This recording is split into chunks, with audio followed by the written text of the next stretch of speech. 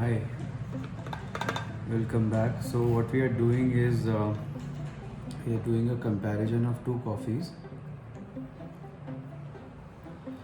So this is the pour over method, as you can see, and this is the French press method. While the French press is brewing, what I'm going to do is do the pour over brewing.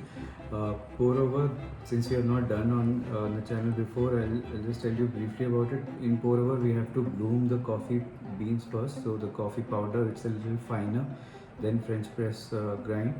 So what is happening now is currently the coffee is being bloomed. So it's typically from 30 to 40 seconds, and once it's completely dry, we pour the next round.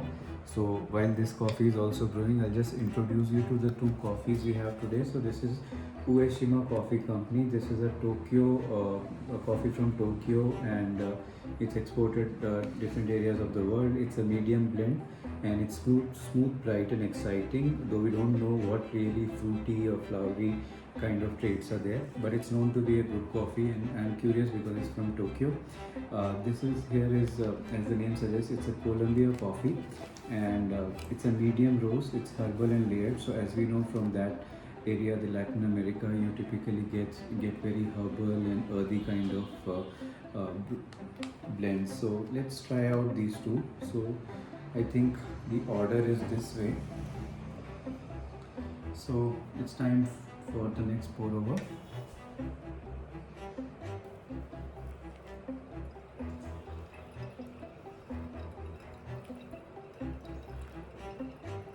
So you see a nice crema here. So that tells you that the coffee is quite good. There's 2 more minutes to go for the French press to brew, and I think in 2 minutes we should be able to do this completely. As always, we have some chocolate to go with the coffee tasting, so we'll quickly get to the coffee tasting as well.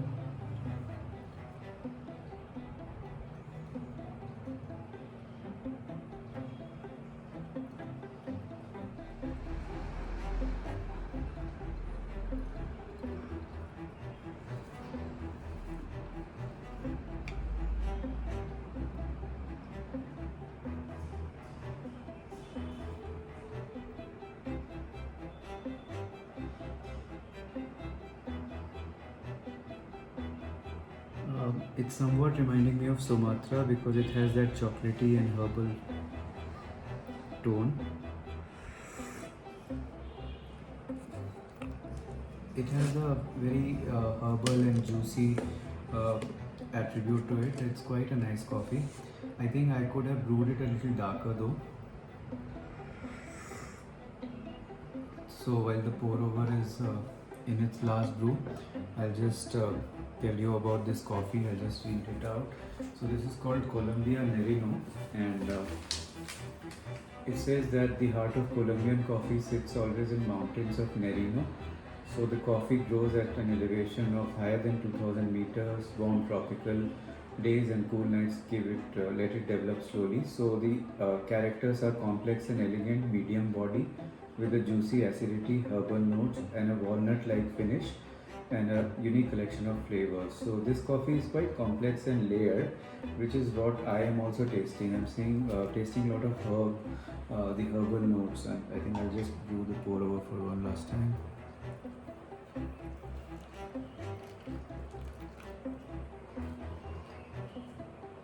So what I'll also do is I'll just let it brew in another cup while I do the tasting.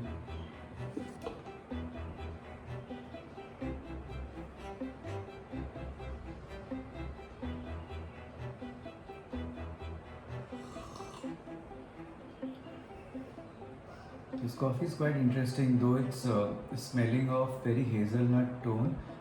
You can almost taste a syrupy, smell a syrupy vanilla-like quality to it. But as soon as you taste it, you get taken directly to like the Indian coffees we taste like Araku. It's very acidic, it's very tangy. There is a lot of bright notes and very Asian kind of quality to it. It definitely you will not taste this kind of a coffee in Starbucks because they generally roast their coffees dark and medium dark. So this is quite acidic, quite fruity coffee, and it's not a surprise that it's coming from Japan because they always go for something unique. So while I was expecting these to be little similar coffees, but this is completely different. This is completely in the acidic range, and this is the standard Starbucks Latin America coffees, which are medium bodied. So I think it was quite a good tasting. I was really surprised by both these blends. So thank you for watching.